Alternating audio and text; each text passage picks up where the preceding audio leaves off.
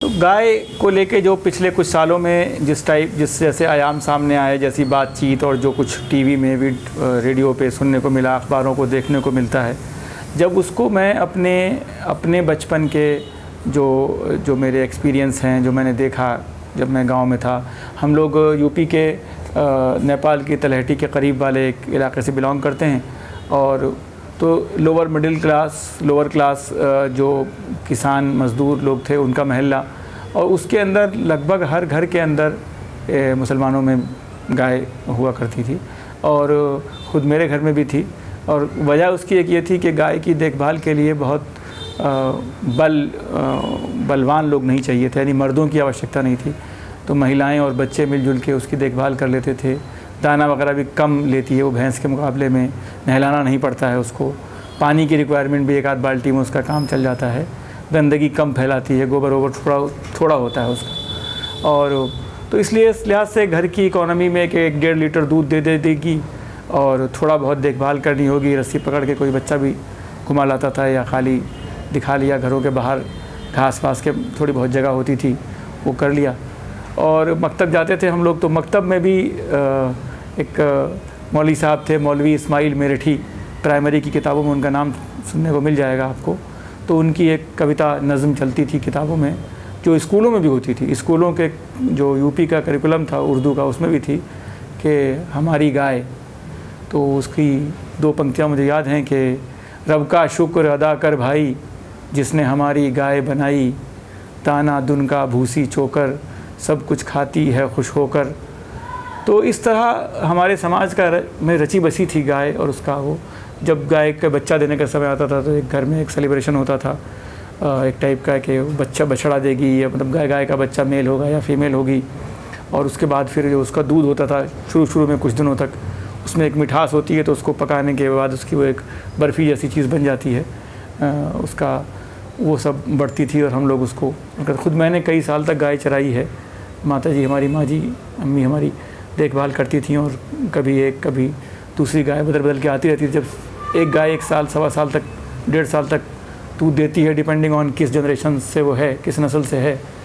तो एक ख़ास बात गाय को लेकर ये थी, बड़ी मज़े वाली, शायद कुछ लोग जानते हो कुछ को ना पता हो, कि जब गाय कि जब गांव में अगर कोई बच्चा पैदा होता था छोटा, और उसकी माँ का किसी कारणवश वो उनको दूध ना पिला पाए बच्चे को, तो देहांत हो गया या वो बीमार हैं या कोई और वजह है, तो वो ये करते थे कि उस बच्चे की पैदाइश के आसपास जिस गाय ने बच्चा दिया होता था उस गाय को ख़रीद लिया जाता था, और उस गाय का दूध बच्चे को पिलाया जाता था।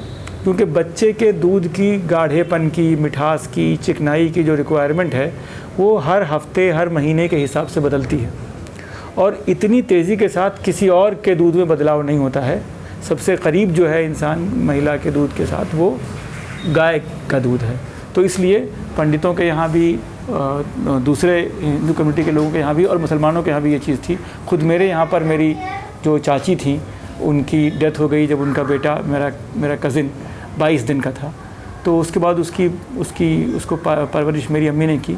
तो उसका वही तरीका था कि गाय ले ली गई जो 1.5-2 साल तक उसने दूध दिया, तो लगभग माँ के दूध के हिसाब से उसकी नीड, उसकी सप्लाई चेंज होती है, उसकी क्वालिटी, उसका न्यूट्रिशन। तो ये हुआ करती थी। उसको, गाय को कई बार बीमार हो जाती थी तो उसको इलाज करने के लिए लोग आते थे। कभी कभी उसको हम लोग ब्लॉक के अस्पताल लेके जाते थे। गाय को इम्प्रेगनेट करने के लिए, गाभन करने के लिए भी अस्पताल ले जाते थे जानवरों के डॉक्टर के यहाँ, और वहाँ 5 रुपये उसका वो पड़ती थी फ़ीस उसको इम्प्रेगनेट कराने के लिए।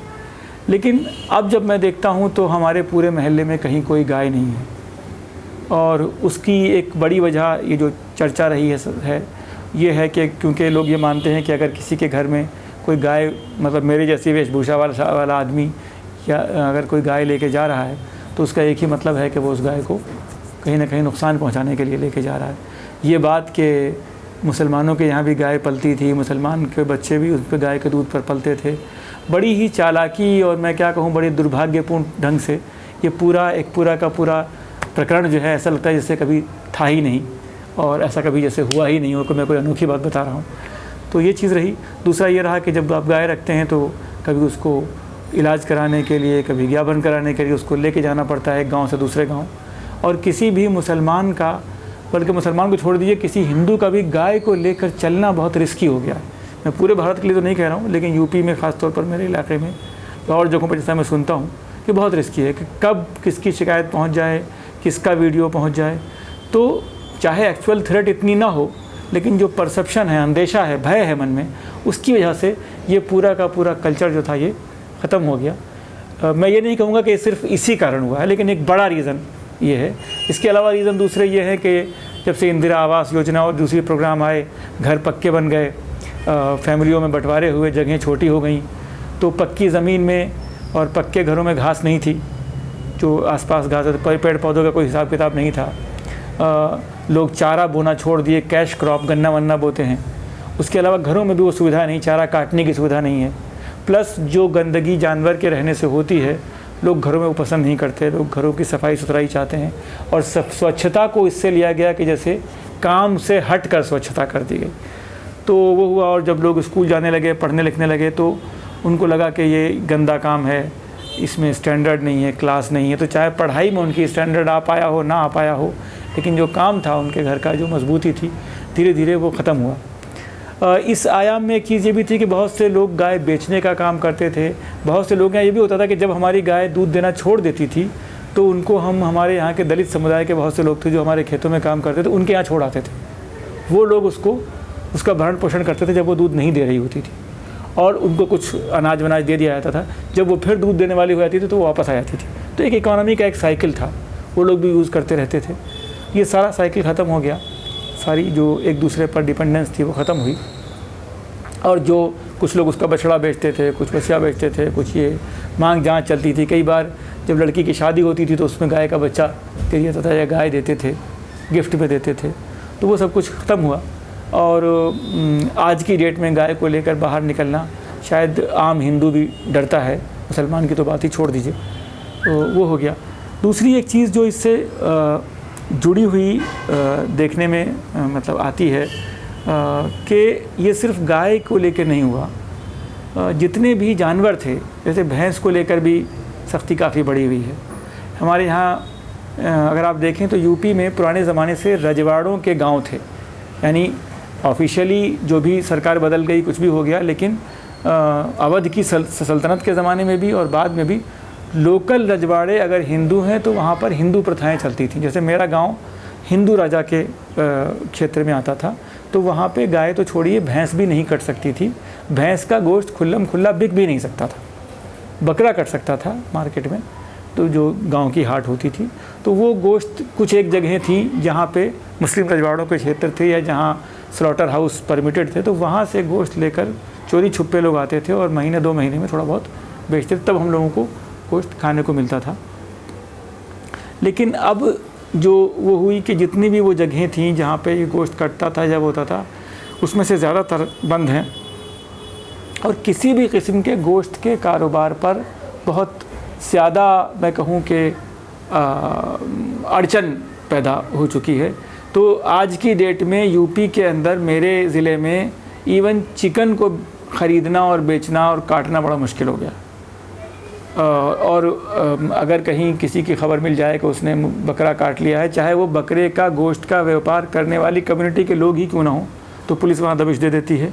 और जैसा कोरोना के ज़माने में है, कोई सुनवाई तो है ही नहीं, तो फिर वो पैसा वैसा लेते हैं, मारते पीटते हैं, जो भी करते हैं, और वो ले लेते हैं गोश्त। इस तरीक़े से चल रहा है। दूसरा ये है कि जितना गोश्त का काम, जो कुछ मैं देखता था, गोश्त का काम, जानवर बेचने का काम, उसकी खाल का काम, हड्डी का काम, चमड़े का काम, ये काफ़ी सारा रिटेल में काम होता था। और ये एक किस्म का लघु उद्योग था, एक एग्रीकल्चर इकोनॉमी सब्सिस्टेंस लेवल पर, कि औरतों ने गाय, महिला की है या किसी बच्ची की है, उसने उसको बच्चा दिया तो उसने बच्चा बेच लिया, उससे उसने अपना कुछ जेवर बनवा लिया। ये पूरा सिस्टम उसमें टूट गया, और इसमें सिर्फ मुस्लिम ही इससे लाभान्वित नहीं होते थे, और मुस्लिम का ही लॉस नहीं हुआ। इसमें दलित समाज के बहुत से लोग थे, खटीक लोग थे, कुछ आदिवासी जो हमारे यहाँ कुछ बंदिया इस टाइप के लोग थे जो गाय बकरियों का काम करते थे, वो ख़त्म हो गया। और जो गरीब किसान थे, जिनका कैश पर डिपेंडेंस कम होती थी, इस वजह से कि उनका एक एसेट था कि वो 2 बकरी या 1 गाय या 1 बछड़ा बेचकर अपना खेत की बुआई का काम कर लेते थे, बेटी की शादी कर लेते थे। तो वो सारा चीज़ डिस्टर्ब हुई। और एक चीज़ मैं ये देख रहा हूँ अब कि ये रिटेल, तो ऐसा नहीं है कि गोश्त का काम बंद होने से लोगों ने गोश्त खाना छोड़ दिया। गोश्त की सप्लाई हो रही है, लेकिन गोश्त की सप्लाई अब होती है फैक्ट्रियों से। तो मुरादाबाद, बरेली के आसपास जो हमारे यहाँ से 250-300 किलोमीटर दूर है, वहाँ से अब वैन गाड़ियाँ आती हैं और ये लोग जो अपना काम करते थे गोश्त का या पास के बूचड़खाने से गोश्त लाते थे, ये सब अब उस सप्लाई का गोश्त को लेते हैं। तो जहाँ एक तरफ भारत का एक्सपोर्ट बढ़ा है गोश्त में, उसके ऊपर बहुत से आंकड़े अवेलेबल हैं। मुझे नहीं पता कि क्या कहते हैं आंकड़े कि भारत के अंदर जो कंपनियों के द्वारा गोश्त का काम किया जा रहा है, जिस तरह उसने रिप्लेस किया है, मतलब एक राजनीतिक आंदोलन चलाया गया एक टाइप का तथाकथित आंदोलन, और उसके साथ साथ एक इकोनॉमिक फ्रंट था कि जिसने ये रिटेल काम को हटाया और कंपनियों द्वारा गोश्त के काम को जमाया है। और जो लोग कहीं अपना काम करते थे, आज की डेट में वो उस चेन का एक मामूली पुर्जा बन गए हैं और उस वजह से वो उस पर रहे हैं। और उस गोश्त को लेके कि वो एक्सपोर्ट क्वालिटी का है, अच्छा उसमें जो सख्ती रेगुलेशन एडमिनिस्ट्रेशन की तरफ से या तथाकथित गौ रक्षकों की तरफ से या गोश्त के ऊपर पाबंदी की तरफ से है, वो कंपनियों के ऊपर नहीं है। हमने कभी नहीं सुना कि किसी कंपनी पर कोई तोड़ फोड़ हुई हो या किसी कंपनी को लेकर कोई मॉब इकट्ठा हुआ हो। ज़्यादातर ये इक्का दुक्का लोग काम करने वाले हैं। तो मेरा उसमें कोई रिसर्च नहीं है, लेकिन मेरी जो समझ है वो ये है कि जो रिटेल का काम करने वाले गरीब लोग हैं, ये बेसिकली उस गरीब और एग्रो इकोनॉमी से जो उपजा होता है कि जहाँ जानवर पल रहे हैं, पाले जा रहे हैं, उसमें से जो जानवर अब प्रोडक्टिव नहीं हैं पालन के हिसाब से या दूध के हिसाब से, वो मीट इंडस्ट्री में जा रहे हैं और उनका जो वेस्ट प्रोडक्ट है, खाल या दूसरी चीज़ें, वो फिर मैन्युफैक्चरिंग में जा रही हैं। इस पूरी चेन को तोड़ा गया है और उस पूरी चेन को तोड़ने के लिए धर्म का और इसका प्रयोग बहुत कहूँ कि दुर्भाग्यपूर्ण है, लेकिन बड़े मजबूत ढंग से किया गया। और उसमें वो लोग उस आंदोलन का हिस्सा बने जो शायद अब ये समझ रहे हैं कि उस आंदोलन की वजह से उन्हीं की रोटी रोटी पर चोट पड़ी, और कहीं ना कहीं जो बड़े उद्योगपति थे उन्होंने इसका फ़ायदा हासिल किया। और जो हिंदुस्तान की इकोनॉमी के बारे में ये था कि हम सिर्फ कैश पर बेस्ड नहीं थे, बहुत सी खेती, सब्जियों की खेती, जानवर पालना, दूध का काम, ये सब चीज़ें धीरे धीरे रिप्लेस हो गई। आज की डेट में शहरों की तरह गाँव के अंदर भी सप्लाई शहर से हो रही है, दूध की भी, अंडे की भी, और जो गोश्त जो नहीं होती थी ये भी होने लगी। तो जहाँ एक तरफ हम आत्मनिर्भरता की बात कर रहे हैं, हम ये देखना चाहिए कि ये जो भारत और भारत की महानता की बात बार बार कर रहे हैं, तो ऐसे समय में जब भारत की महानता की बात करने वाले लोग सरकार में बहुत ऊंचे ओहदों पर बैठे हुए हैं, तो जो महानता विभिन्नता में छुपी हुई थी, जो आत्मनिर्भरता थी एक किसान के अंदर, एक गृहिणी के अंदर, एक दलित के अंदर, एक मुसलमान के अंदर, वो कहीं ना कहीं बाज़ार की शक्तियों द्वारा उसको चोट पहुंच रही है। और राजनीति जो है वो उस बाज़ार के जो उसका औद्योगिकीकरण है बड़े लेवल पर, उसको मजबूत करती हुई दिखती है मुझे। और जो एक मुझे दुख होता है कि ऐसा लगने लगा कि जैसे गाय मतलब हिंदुओं का जानवर है और वो उनको फ़ायदा पहुंचाता है, और मुसलमान उसके राक्षस हैं और वो रक्षक हैं। तो ये जो पूरा आयाम समाज के अंदर आया और जिस तरह इसने समाज को बिल्कुल एक डायकोटमी वे में बांटा, मेरे अपने एक्सपीरियंस के हिसाब से ये बहुत डिफरेंट था मेरे बचपन का। मुझे अफसोस ये है कि मेरे बच्चों को वो एक्सपीरियंस नहीं दिख पाएगा, और शायद वो जिएंगे और बड़े होंगे तो इसी एक्सपीरियंस में होंगे जैसे कि ये दिखाया जा रहा है। जो रिटेल का बहुत सारा काम था और जो इसके प्रोडक्ट्स का काम था, उसमें जैसे एक मैंने एग्जांपल दी कि जो मैं कह रहा था कि दूसरी बहुत सी कम्युनिटीज़ भी इससे अफेक्ट हुई हैं, और सिर्फ एग्रो इकोनॉमी ही नहीं बल्कि मैन्युफैक्चरिंग इकोनॉमी भी अफेक्ट हुई है। उसी की एक एग्जांपल थी कि जो लेदर का काम है, जैसे उस पर बहुत सी किताबें हैं, बहुत कुछ है, मैं उसकी बात नहीं कर रहा हूँ, लेकिन अगर आप देखिए कि पिछले कई सालों में जो खाल है, खाल का रेट बिल्कुल ज़ीरो हो गया। और ख़ास तौर पर जब कुर्बानी होती थी तब तो खालें एक बल्क में पैदा होती थी और बहुत ज़्यादा इनकी सप्लाई बढ़ती थी। लेकिन पिछले कई सालों से ये बार बार ये कहा जाता है कि इन खालों को आप कहीं दफना दें, ज़मीन में गाड़ दें, मतलब वेस्ट कर दें इनको, कहीं मार्केट में ये नहीं जा रही हैं। तो इससे जो मैन्युफैक्चरिंग सेक्टर को नुकसान पहुंच रहा है। एक तरफ हम भारत के लिए चमड़ा उद्योग में चमड़े के आयात पर से हम ड्यूटी कम कर रहे हैं, यानी आसान बना रहे हैं कि बाहर के लोग यहाँ चमड़ा अपना पहुँचाएँ। हमें पता है कि चाइना बहुत सस्ते दरों पर चमड़ा का काम कर रहा है। भारत के लोग चमड़े के काम में इसीलिए पिछड़ गए ज़्यादातर, वो कहते हैं कि वो जो लेबर कॉस्ट है और रॉ मटेरियल की कॉस्ट है वो मीट नहीं कर पा रहे हैं।